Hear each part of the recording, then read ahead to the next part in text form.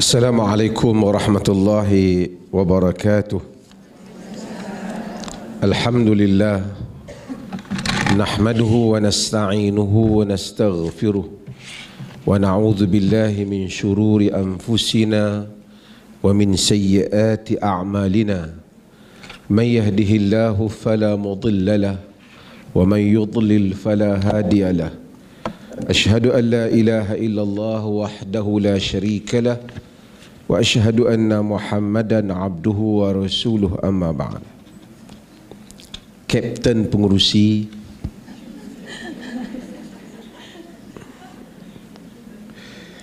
sebelum saya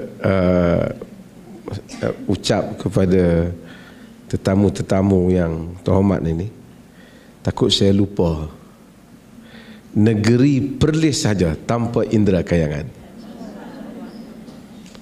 Ini adalah titah Duli Yang Maha Mulia Raja Perlis.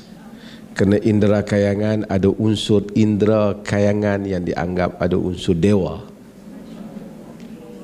maka tak, Perlis tidak pernah memakai indera kayangan, walaupun seketika dulu disebut indera kayangan, dan versi lagu Canggung yang belakang tu ada sebut indera kayangan, tapi Perlis tak, dengan titah rajanya, tidak memakai indera kayangan.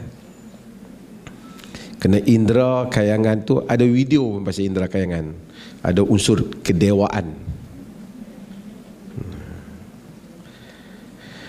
Yang dikasihi Ustazah Dr. Haniah Salwana binti Abdul Rahim, selaku saya ingat pengasas dan guru kepada majlis ini juga. Al-Fadhil yang berhormat YB Asrul, saya sebut Imran, boleh Imran lah. YB ini YB Kayang, tapi bukan YB Kayang, YB Kayangan, bukan Kayangan. Kalau Kayangan. Siapa lagi ni? Semualah tetamu-tetamu DFD yang dihormat.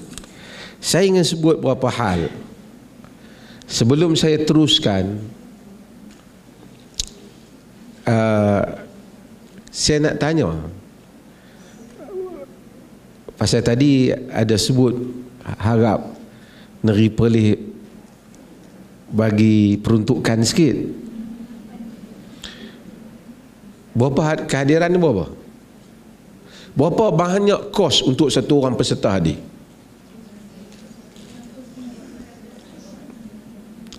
Sekali lagi kita buat di peringkat kebangsaan, InsyaAllah. Boleh minta peruntukan daripada kita, tapi kalau boleh jangan lebih daripada RM50,000. Tapi kalau 100, satu kepala 200 ataupun 300, saya ingat ramai boleh datang dengan wang banyak itu. Jadi peserta semua kita bayar, InsyaAllah. Peserta kita bayar, InsyaAllah. Ni Ustaz Hafiz, mana siapa daripada pejabat saya, tolong ingat. Hotel juga kita beri.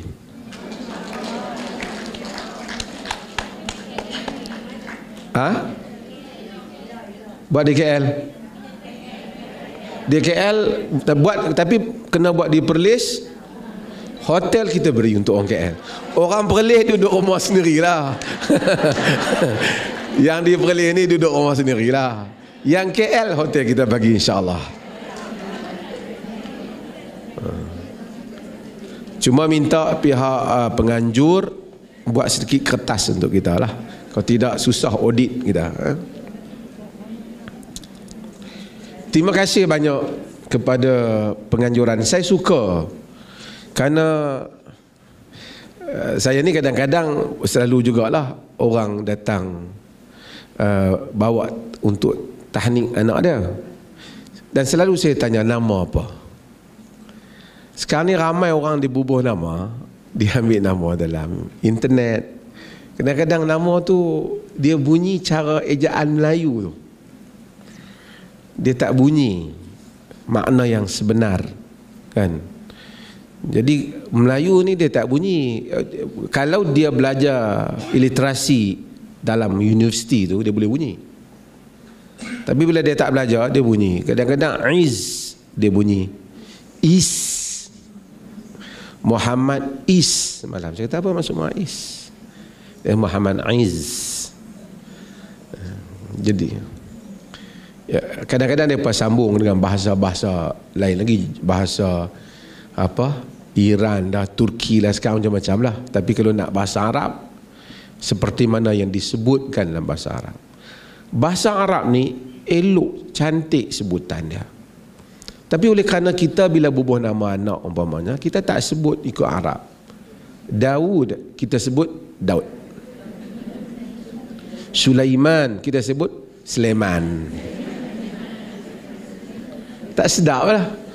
Muhammad, sedap nama Muhammad, tapi kita sebut Muhammad. Mat. Jadi tak sebut. Dan saya masih ingat masa di universiti ada satu orang pensyarah, dia tak boleh sangat bahasa Arab. Tak apa boleh lagi. Dia tak dapat bezakan kalam, pasal tulis dalam Rumi kalam. Dia sebenarnya bukan kalam dengan qalam.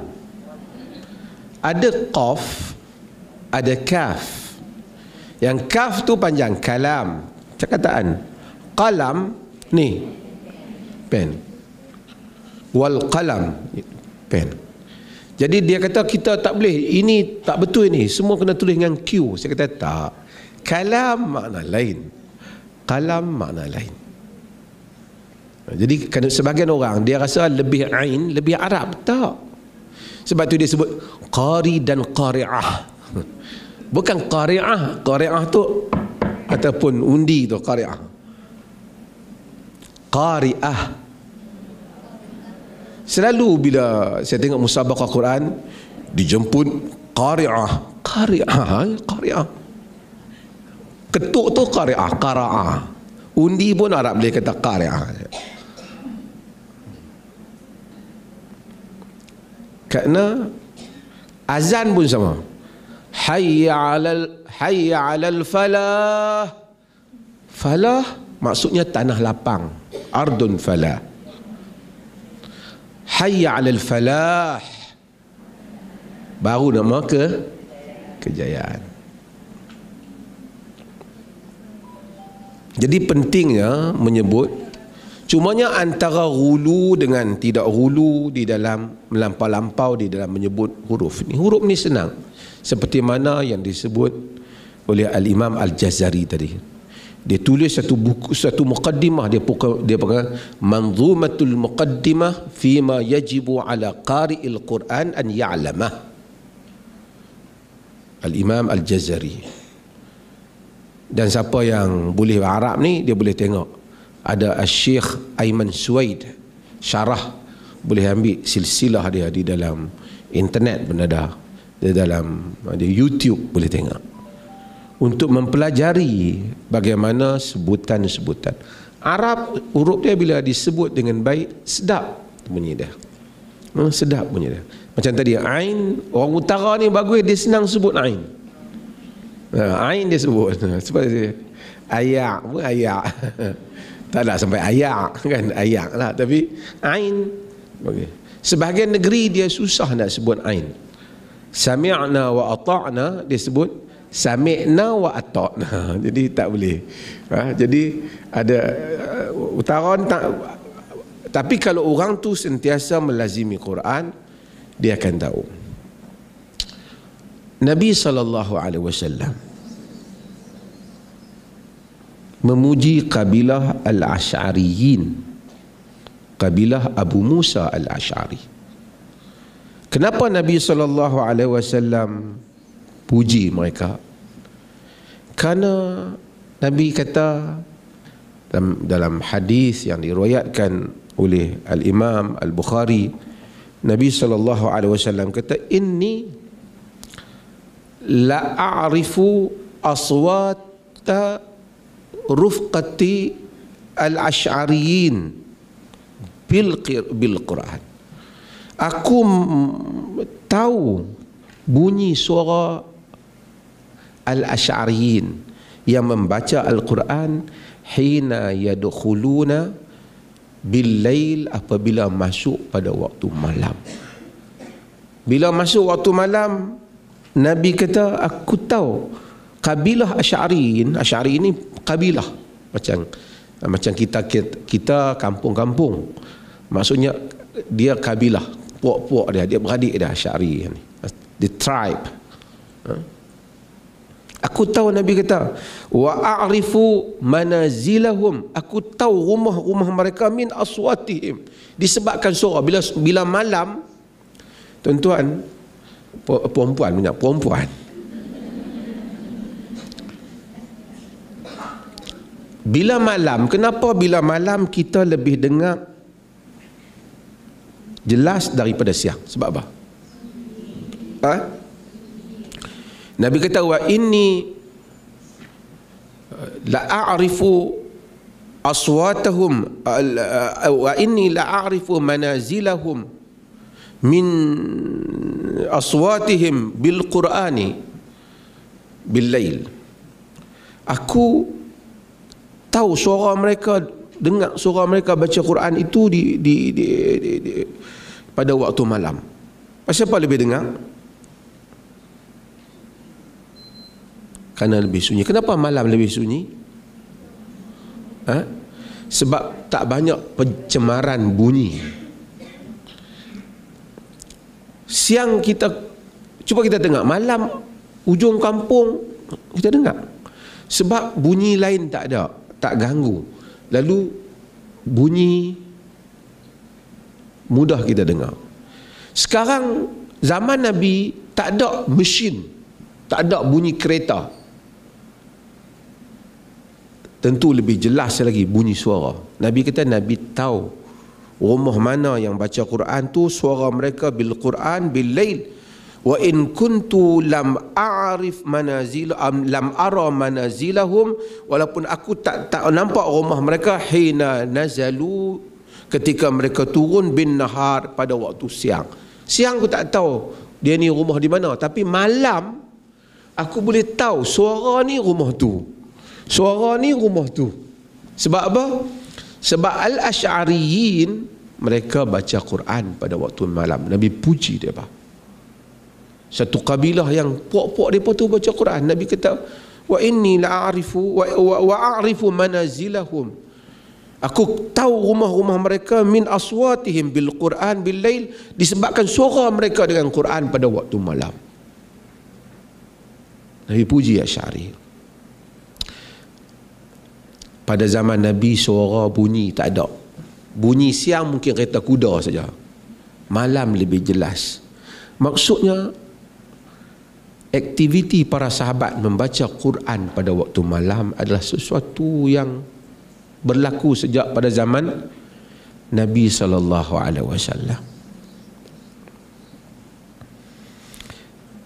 Tuan-tuan, perempuan, tuan-tuan seorang luar ni, perempuan.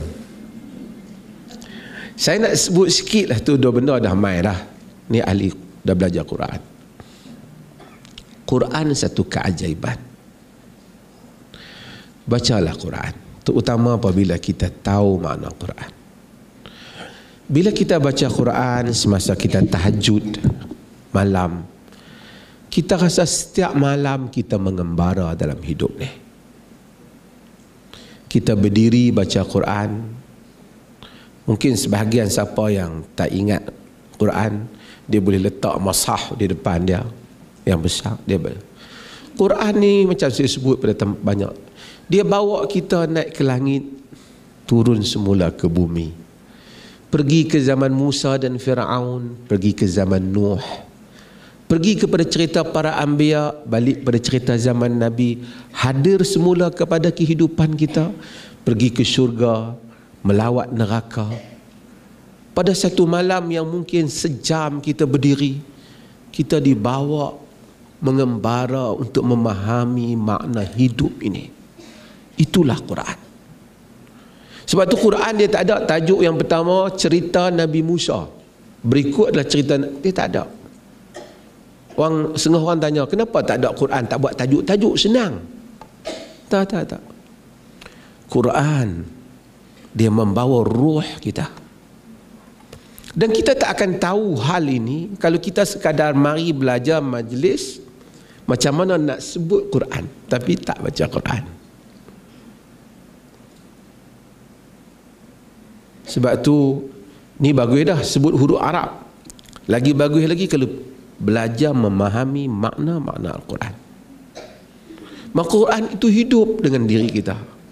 Berdiri pada setiap malam, susah hati macam mana pun, bila baca Quran, dia pergi ke syurga. Lepas tu dia bawa kita ke neraka. Quran macam tu, tak pernah cerita syurga, melainkan cerita neraka. Tak pernah cerita neraka, melainkan cerita syurga. Dia sentiasa berpasangan.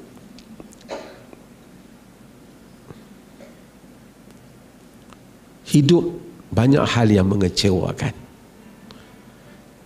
Bertambah tinggi ataupun bertambah banyak umur kita, bertambah sedikit harapan yang tinggal. Tapi membaca Quran, ia membuka harapan sebesar-besarnya di hadapan kita, bahawa hidup tidak berakhir di sini. Ada lagi satu kehidupan yang kita idamkan. Dan dia membawa kita untuk melihat tentang kehidupan ini. Yang ni yang dikatakan bagaimana Quran mencetak ataupun menentukan cara fikir kita. Mudah-mudahan seminar yang seperti ini, di samping kita mempelajari huruf Quran ini, siapa dia sahabat Nabi yang baca Quran bagus? Antaranya siapa?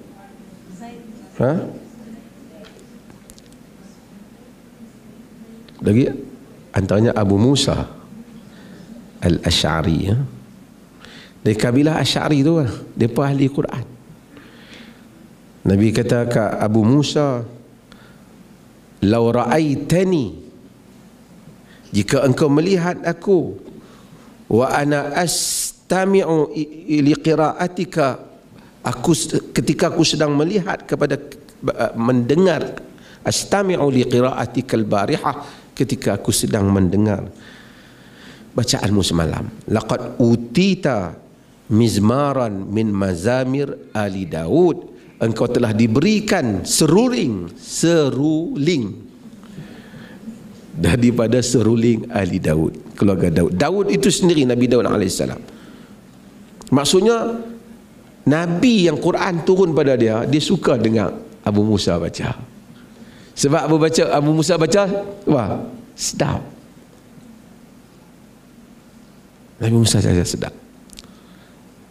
Abu Musa Al-Asy'ari. Nabi kata dia ada mizmar, seruling. Seruling ni menunjukkan, ini sebahagian para fuqaha dia jadikan hadis ini sebagai dalil seruling boleh. Kalau tidak Nabi takkan nak buat perbandingan dengan seruling kalau benda tu haram. Tapi apa pun maksudnya, Nabi kata suara yang baik. Al-Qurtubi kata maksudnya suara yang baik. Maksud dia ada suara yang baik. Setengah orang dia baca sedap juga, tapi boleh dia baca betul tapi tak berapa sedap. Setengah orang Allah bagikan dia baca, syukurlah kan, dia suara dia sedap.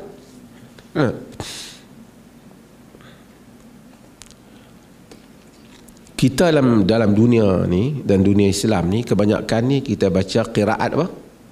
Hafs an Asim. Banyak lagi qiraat. Sebahagian dunia Islam dia baca qiraat Warash an Nafi'.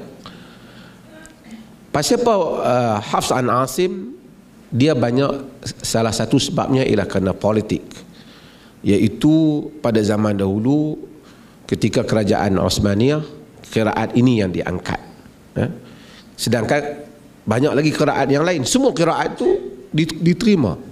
Sebab tu bila kita tengok orang lain baca macam bunyi macam lain sikit, kita nanti salah ni, kena nanti dulu tengok dia baca qiraat apa. Qiraat apa. Apa pun saya ucapkan tahniah kepada majlis ni. Mudah-mudahan Allah Subhanahu Wa Taala membanyakkan majlis yang seperti ini di negeri Perlis ni. Dan sekali lagi insya-Allah kita buat di peringkat ni pun kebangsaan dah, negeri lain pun main dah kan. Ada siapa selain daripada Perlis ni? Ramai. InsyaAllah sekali lagi kalau Allah izinkan mai pula dengan yuran kita bayar insyaAllah, dan juga hotel kita bagi. Baiklah kot kena cari sendiri. Boleh. Supaya belajar. Patutnya kena mari juga imam-imam ya. Kadang-kadang orang azan asyaddu an la ilah. Asyaddu Arab makna lain. Asyaddu maksudnya sangat dahsyat. Asyhadu. Jadi asyhadu an la ilaha illallah, asyhadu. Saya tak asyhadu. Saya ada satu tempat qamat. Qad qamatis salah, qad qamatis salah. Saya kata kuat sangat qala tu. Qad dia sikit yang tu kan. Nanti di sini belajar kan kubra, sughra.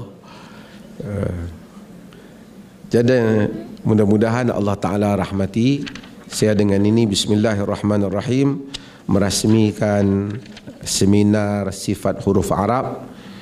Mudah-mudahan Allah Subhanahu Wa Taala memberikan kejayaan dan menjadikan ilmu yang kita belajar kita ingat. Dia masalah ilmu ni apa dah? Masalah tak ingat. Macam mana orang ingat dengan ilmu ni?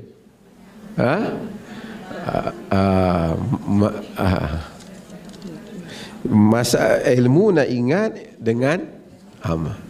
Ada satu orang sahabat dan riwayat Al-Imam An-Nasa'i, nama dia Shuraih Al-Hadrami.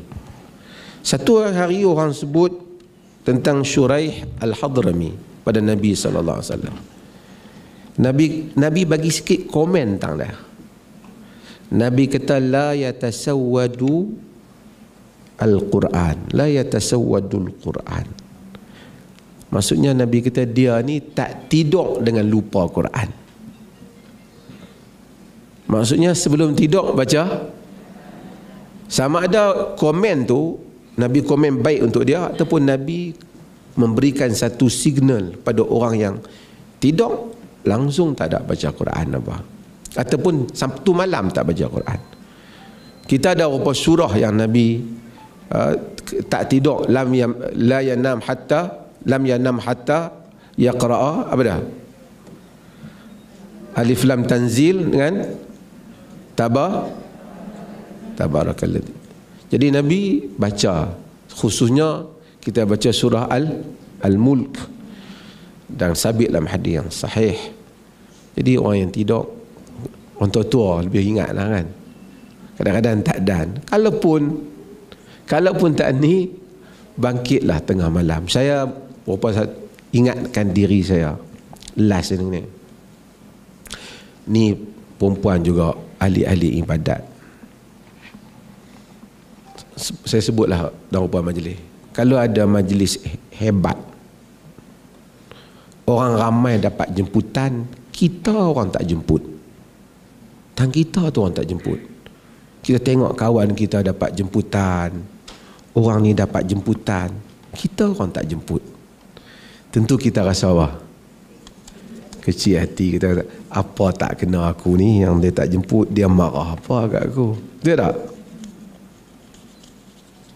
Majlis yang hebat sekali pada setiap malam ialah waktu sahur untuk tahajud, qiyamul lail. Kalau semua orang bangun, ramai orang bangun, dan kita tak boleh nak bangun, kita patut rasa kecil hati dengan diri kita sendiri. Kenapa Allah tak jemput kita? Betul tak? Padahal waktu itu time baca Quran, time doa mustajab. Apa minta Tuhan bagi, apa susah hati mengadu kat dia, dia terima. kita tak bangun, terai tak bangun, buka apa pasang loceng, tutup dengan loceng-loceng, tidur juga. Na'udzubillah. Tapi kalau setiap malam Tuhan bangunkan kita dan kita semayang sejam ke 2 jam ke 40 minit ke,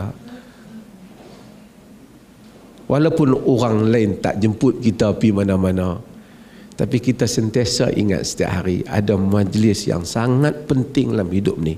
Sentiasa aku dijemput setiap malam dan aku bangun menyahut jemputan itu, berwudu, menghadap kiblat, salat, membaca Quran, sujud, berdoa kepadanya.